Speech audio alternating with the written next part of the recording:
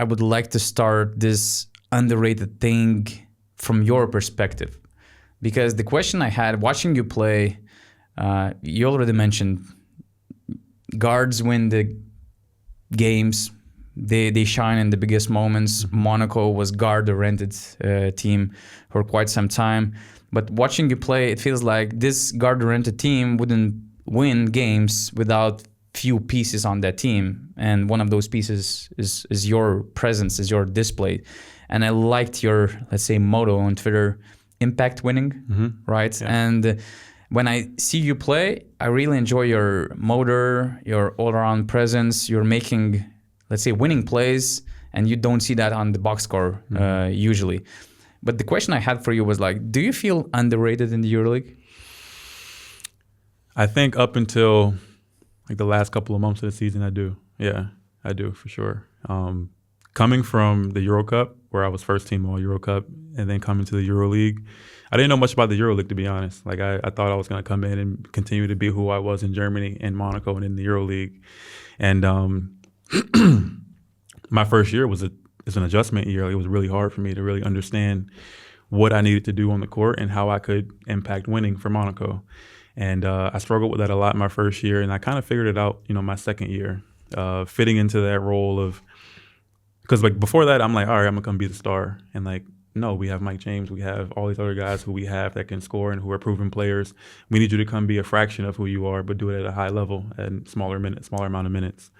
And I think a lot of players struggle with that, as well as I did, but I got the hang of it, and a lot of credit goes to my teammates, being positive with me. But it took me probably a year to really get my feet wet and understanding how I can impact this team. I'm capable of scoring. I'm capable of doing so much more. But for this team, rebounding, defending, making an open shot, attacking closeouts, like that's what I do at a high level. And I feel like I can do that on any team, but especially this team with the creators that we have and the attention they get. I'm just one of the guys out there that can benefit off of the attention they get. But underrated, I would say a little bit. I think things changed for me probably up before the playoffs. Had a great playoff run and obviously played well at the Final Four.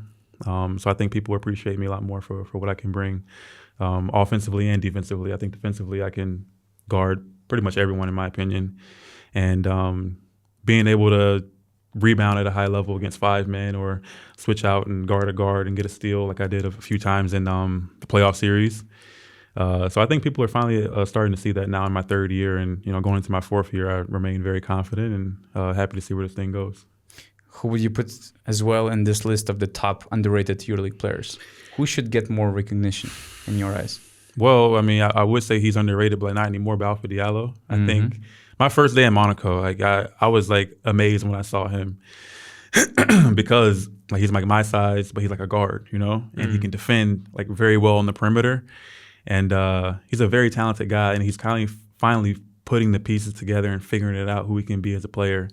Another very important piece for us as well, and is a guy I like playing with because we're also very similar. So when we're able to guard people and get out in transition, I think that's really good for the team. And also, like we get so much attention from Mike and Ellie and now Mirotic, guys like me and Alpha and the role players, so to say. Well, we'll be able to flourish a lot more. Can I ask something, Jaron, about the shooting? Because this is something I think where the underrated comes from when it comes to you. Your averages in Germany, for example, was 41% from 3. Your EuroLeague average all time, if you take from the 2022-23 till now, it's 27.3%. I want to ask you, like, where is that difference coming from? Like, and I even looked at your college stats. I looked at your G League stats. You had much better years shooting. Like, what's different in the EuroLeague that, the percentages are the way they are, and that underrated status maybe follows that? Yeah, I think a lot of it's confidence, to be honest. Like my first year coming into Monaco, I lost a lot of confidence as a player offensively because I just didn't feel right. Like it was like. And you were a high usage player in Germany before, right? I played like 35 minutes a game, yeah. So I'm playing a lot. And you were taking shots. A lot of shots, yeah. But I was making, probably like in the Euro Cup, I had multiple games where I made like 4 or 5 threes in a game. And I lost a lot of confidence my first year like on offense in Monaco because I was trying to figure out how I can impact winning, like I say. But talking with my agent all the time, he's like, listen, the reason why you make money is not because you're 3-point shooting. It's because of all the other intangibles you bring to the game. So I think I was focusing too much on like my shooting. And there was a point where I would stop taking them. I'm like, all right, if I take one and I miss it, I got one more. And like when you're thinking that way, it's never going to go well. But I think, this year was my best year of shooting. I think I was like around 31% from three. Yeah. I know I'm a much better shooter than that. If you guys watch me practice, everyone knows I'm a much better shooter than my percentages. But it's something that I've struggled with, obviously, if you look at the numbers. But I remain confident, and I think this year will be probably my best year shooting. Okay. Hopefully. Hey, we'll see. I'm not going to. So besides Diallo, do you have any other guys that were signed this year? Is that what we're doing? The most underrated signings? Or? Yeah, and I especially wanted to hear those most underrated signings from Jaron's perspective, who kind of sees the guys who should get more recognition, who are really good, but it's not like they're... Or who's going to surprise us, essentially? Because there's names, we see names coming from the NBA, coming from the Euro Cup and other European leagues, and guys just switching teams. We just spoke with Jaron that in Europe it's so easy to be to put a label on someone or just decide what they are just be because they were in a well. certain situation, right? Situation and fit is everything. I think you see so many players get written off if they have one bad year somewhere. It doesn't mean they're not a good player. It's just the fit and situation wasn't great. If you look at Chima, his first year in Monaco, he was playing spot minutes here and there, and then he blows up the next year. Like, he wasn't a bad player in Monaco. He just didn't have the opportunity. Yeah, that's the same. I think that about the players who had a tough year last season. For instance, that's why I think that Lorenzo Brown will have a way better year than he had in Pana, now in Milan, and there should be some more players like that. So, who do you have on your list? Who do you have high on your list from the off-season signings that we had? I think the player I'm about to name, I think he's going to play in EuroLeague for a really long time. Tyson Ward. Okay. I really like his game because he's simple. He doesn't need the ball to score. He can score off ball. He's an elite 3-point shooter. I think he's going to be great for Olympiacos. He's long, athletic. He can defend. I think he's a guy that's going to be really consistent there, and I think a lot of people are going to like him. And I think he's the guy that Olympiacos was missing a lot, because when you look at their forward rotation, they have Sasha Vezenkov, Alec Peters, and even Kostas Papanikolaou, who's the best defender among all those three guys. But in terms of athleticism, in terms of the versatility, this is the guy, Tyson Ward, that was missing on that team. So I think that he should get a big role and should have a good year. And maybe he was not presented as some blockbuster signing or something in Greece, but he should play a big role in this unique Olympiacos system. Yeah, I like that pick. I see him starting, to be honest, if I'm looking at Olympiacos. You got Keenan Evans, Evan Fournier. Then I would put Tyson Ward there together with Sasha Vezenkov, and then whoever at the center. Milutinov probably, or Dante Hall. But I feel like he's going to get a big role here because, like you said, at the 3, if you look at the conventional positions that we don't want to look at anymore these days, but still, if you look at who's playing the 3, you used to have Papanikolaou or McKissick, really. Yeah, I kind of consider McKissick more as a 2. Ball handler. Even so, he's a bit different. Yeah, but even if he doesn't start for them, I think he's going to play a lot and have a big impact for them. Who's next? Okay, this guy's not underrated, but I think he put this team into Final Four conversations. But Isaiah Cornier. Okay. I think he put Efes into that Final Four conversation. They obviously have a lot of great pieces, but him as a player, he's electric. He can defend. He can shoot. He's a great slasher. He's a guy that they didn't really have in that 2-guard spot, and I think he's gonna be really good for them. I think that was a marquee signing. I think that he would have been a great fit for any title contender. Real Madrid, I don't know, Fener, you name it. A glue guy on the team that you need next to your scorers and some other offensive presence in the front line. Great pickup by Efes. I really love that move. And he was actually really close to making the jump to the NBA, so Efes made a great signing. He has my favorite play style. He dunks and he shoots the 3. That's all I want to see. Defense. He's so intense. He's a great defender. And a great defender. I love him on the French national team. That's where he was a great asset. They had star-stacked lineup. Wembanyama, Fournier played a big role, and Cordinia was amazing. Yabusele was also great on that team, so Cordinia is great. I actually also like Nick Weiler-Babb for FS. My only concern is that they already had PJ Dozier, who I think brings similar profile, and it's kind of great to have two on the team. At least to have one is already an amazing thing, but I'm not sure if they needed both of them.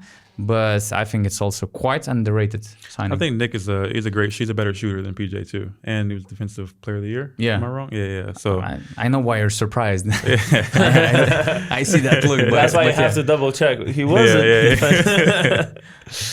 Yeah, so I think he's great, especially when you have Shane Larkin. I mean, his size, he can handle the ball, plays great defense, great. Humble guy, great personality, will do all the winning plays for his team. Okay, who's next? You guys probably won't agree because he didn't do much in the EuroLeague, but Xavier Rathan-Mays. I've thought about him. Yeah. He's a lot better than what people think. And it's so disappointing because I see all the stuff on Twitter from the Madrid fans and they don't think he's a good player and all that. He's a very good player. Very, very good player. He's very skilled. He can score the ball, but I think it's one of those things like we talked about earlier where he went to the wrong team. He was in the wrong situation, the wrong fit. But I think he's going to come out this year and show everyone who he really is. I actually think that Munich is the best spot for the guy like Rathan-Mays because it feels like Gordon Herbert is the guy who unleashed those talents that were written off by somebody else like Dennis Schroeder from the beginning in the German national team. Carson Edwards, he didn't have great years before in Fener or even under Pablo Lasso in Bayern, but those two guys and their skill set is really close to what Xavier Rathan-Mays brings to the team. So it could be the year. It could be the year. I'm not super familiar with his game before his transition to the EuroLeague, but I've spoke with many players who said that this guy is extremely talented. He can make a difference. So hopefully it's going to be a great platform for Bayern. Anything else? Another player? Yeah. Moses Wright. Okay. I also thought I think about he's him. going to have a monster year here. I do, yeah. I mean, Olympiacos, he showed flashes, but it's also a place where, you've got guys like Fall and Milutinov ahead of you. So, you have to, wait your turn. But I think when you see players go from the big teams and go to teams who are, so to say, a little bit less good, they get a real opportunity to show who they really are. And I think he's gonna show a lot of people. He's a really good player. Yeah, I remember when he instantly joined Olympiacos during the 23-24 season, I guess. He was amazing. Came from Turkey, right? Yeah. Yeah, I had no idea who he was, and then I saw him play. I was like, this guy's amazing. Yeah. And he was healthy, and he was getting a role. He was impactful player. So I think that he kind of became underrated because he was not healthy last season. When he returned, he didn't have a clear role because both Fall and Milutinov were playing big minutes. So that's why I think where his kind of stock decreased, and now he can have a big year in the Žalgiris as soon as he stays healthy. But yeah, he should be the guy. And actually, I thought about Kevarius Hayes a bit as well. I think that he's one of the best defensive bigs in the EuroLeague that we have. And he should be a great fit to your team. Maybe he was playing a huge role in Paris. Yeah, but in general, he's just protecting the rim, really. I mean, he's not a good body. You look at any bigger center, they all really, if they're physical, they get to where they need to. But how many really big dudes we have in the We EuroLeague? have a few. He can play. He can defend the perimeter. I just remember from Žalgiris days. Yeah, I think that's the important part. Surely. He can switch out and he can guard, but he can also block a lot of shots. And he's a lob target on offense. And I'm excited, I'm excited to have him. Yeah, he's an energy player. And I think if you're any energy player for any team, I love watching because that's a lot like myself. So, Do you have anything else on your list? Did you make your list? I looked. I thought we were looking at only the guys who signed newly, freshly signed guys. So let me see who did I have? Most of those guys, they kind of signed freshly. But all of those guys I meant actually. the NBA guys coming over. I thought. Okay. So from those two, from all those names, I have two. I think Brandon Boston, just his profile of his body, his length, his ability to score, and the position he plays. I think it'll be interesting to see how he looks in Fenerbahce because I think if anyone can mold the player to be the best version of themselves, is probably our beloved Jasikevičius. I don't know, but we'll man. see. But we'll see. I know, Maybe I'm man. giving too much credit. And also Shake Milton, just because I remember playing 2K and playing a lot with him off the bench usually, or I think for 76ers he was even starting sometimes. And I think he's a really good player, talent level wise. Like we have a great player coming over to Partizan, so I'm excited about those two NBA names. If we're talking about NBA names. I think it's hard to tell with the NBA guys because you never know what you're really going to get. Like you can have a guy with a polished career in the NBA and he comes over and he struggles, and it's not like he's a bad player. It's just a different game over here. Yeah, and the first year overseas, I think in general, it's culturally you have to adapt, and just a lot of things to get over in the first year, and then you maybe show your true potential in your second year and so on. So I think Jabari Parker has shown that he adapted very, very well to the European basketball. But his game, I think he can play anywhere in the world and be effective. But you know what I like the most? The reverse, where they're not that good in the NBA anymore. For example, Andre Robinson, he was written off completely after all of those years after his peak in the NBA. I think he was playing G League probably, and then he gets this resurgence in as well. Shot it amazing too this year. He was a great shooter. And he's still that great defender, So like I like those stories a lot, where someone who you don't look at anymore, you think, oh, they're done, and then they come over to the EuroLeague and they look like a great player again. I expected him to sign in some big EuroLeague team, to be honest. I did too. I was so surprised that he was in the market so late, and he eventually signed in Zenit. But I really thought that he going to join one of the playoff teams for sure. A contender, I think. Yeah. You can use him. He can defend anybody. And I mean, the shooting, he shot it well this year. But I think he's a piece you can put on any team, and they're going to be a lot better with him. Yeah, he was shooting 42% in France last season. In the EuroLeague, 36%. That's solid. Really good. Yeah. Yeah, and regarding those NBA signings, the fascinating thing for me to follow is, I mean, when I'm doing some research about those guys, and I'm talking to my sources, scouts, and etc. A lot of those NBA players coming to EuroLeague, they're bringing, let's say, a really bad intel, but like really bad intel. Oh, he's a cancer. He's worse. He's this and that. And there are so many examples where those players changed from personality standpoint, or weren't that bad as everyone thought, and they became stars in the EuroLeague. So that's also another switch which we can have. Injuries and some bad information coming about the player. Everything might change really quickly when those guys land in Europe. Maybe they also change their approach.